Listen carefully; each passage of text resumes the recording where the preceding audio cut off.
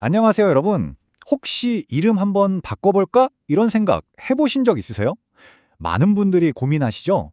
근데 이름을 바꾼다는 게 진짜 어떤 의미인지 우린 제대로 알고 있을까요? 오늘은 바로 그 이름에 숨겨진 힘, 그리고 어쩌면 그 위험에 대해서 아주 깊숙이 한번 들어가 보려고 합니다.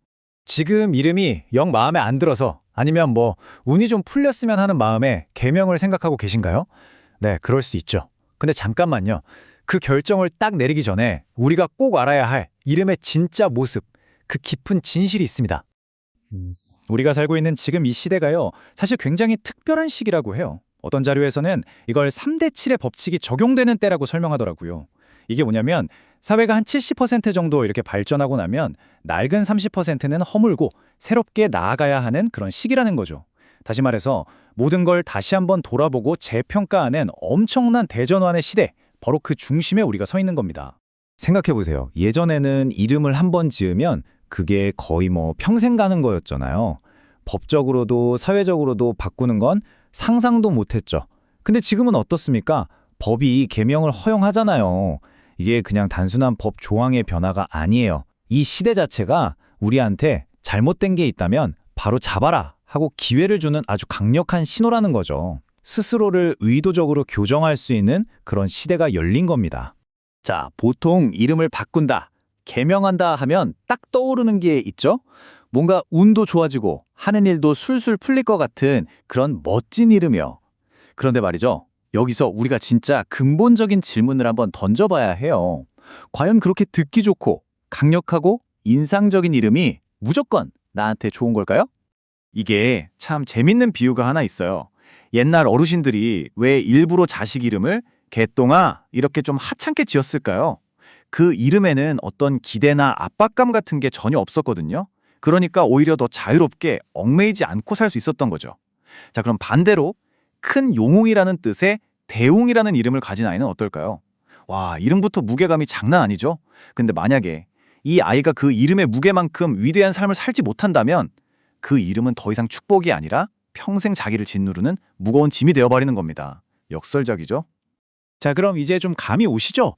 이름이라는 게 그냥 운을 좋게 만들어주는 그런 행운의 부적 같은 게 아니라는 거. 그럼 도대체 이름의 정체가 뭘까요? 이제부터가 진짜 핵심입니다. 바로 이겁니다. 이름은요, 우리가 비는 소원이 아니에요. 이름은 바로 나 자신만의 부적입니다. 부적. 평생에 걸쳐서 그 이름에 담긴 에너지를 실현하고 그 기대에 부응하면서 살아가라고 주어진 아주 강력한 영적인 도구라는 거죠. 그래서 이런 말이 나와요. 세상에서 가장 큰 부적은 바로 나의 이름이다. 어떤가요? 이 문장의 무게가 좀 느껴지시나요? 우리가 매일같이 불리고 쓰는 이 이름이 이 세상 그 어떤 부적보다도 강력하다는 뜻입니다. 그런데 여기서 문제가 생기죠. 만약에 내 삶이 이 강력한 부적인 내 이름과 조화롭지 못하다면, 어긋나기 시작한다면 과연 어떤 일이 벌어질까요? 이름과 내 행동 사이에 삐걱거리는 소리가 날 때 바로 그때 문제가 시작됩니다. 이걸 이름에게 맞는다라고 표현하더라고요. 한번 상상해 보세요. 주변 사람들이 대웅아 하고 부를 때마다 사실은 너는 큰 인물이 되어야 해 하는 에너지를 계속해서 나한테 쏘는 거나 마찬가지예요. 그런데 정작 나는 그 기대와는 전혀 다른 정반대의 삶을 살고 있다면 그 엄청난 에너지가 갈 곳을 잃고 방황하다가 결국 누구를 공격하겠어요? 바로 나 자신을 치게 되는 겁니다. 그러니까 이름 때문에 운이 나쁜 게 아니고요. 이름에 걸맞은 삶을 살지 못해서 어려움을 겪게 된다는 거죠. 이게 진짜 무서운 겁니다. 자, 이제 좀 이해가 되시죠? 개명이라는 게 그냥 동사무소 가서 서류 하나 바꾸는 그런 가벼운 일이 절대 아니라는 거. 이건 정말 중대한 결심이기 때문에 사실 모두에게 필요한 일은 아닐 수 있습니다. 그럼 도대체 어떤 사람이 이름을 바꿔야 할까요? 기준은 아주 명확합니다. 바로 사회적인 책무가 있는 사람이요. 왜냐? 이름의 힘이라는 건요, 결국 다른 사람들이 나를 그 이름으로 불러줄 때 생겨나는 거거든요.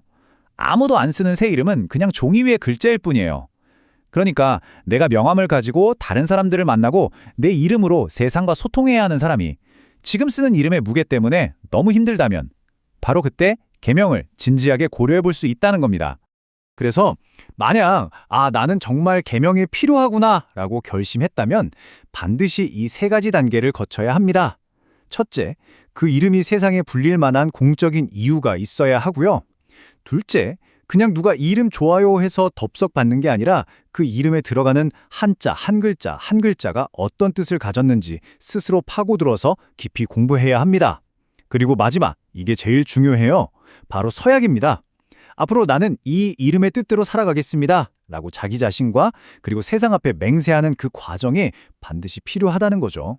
결론적으로 계명은요, 행정 절차가 아닙니다. 그건 내 삶의 항로를 완전히 틀어서 이제부터는 다르게 살겠다는 자기 자신과의 심오한 약속이자 세상에 대한 아주 엄중한 선언인 거죠.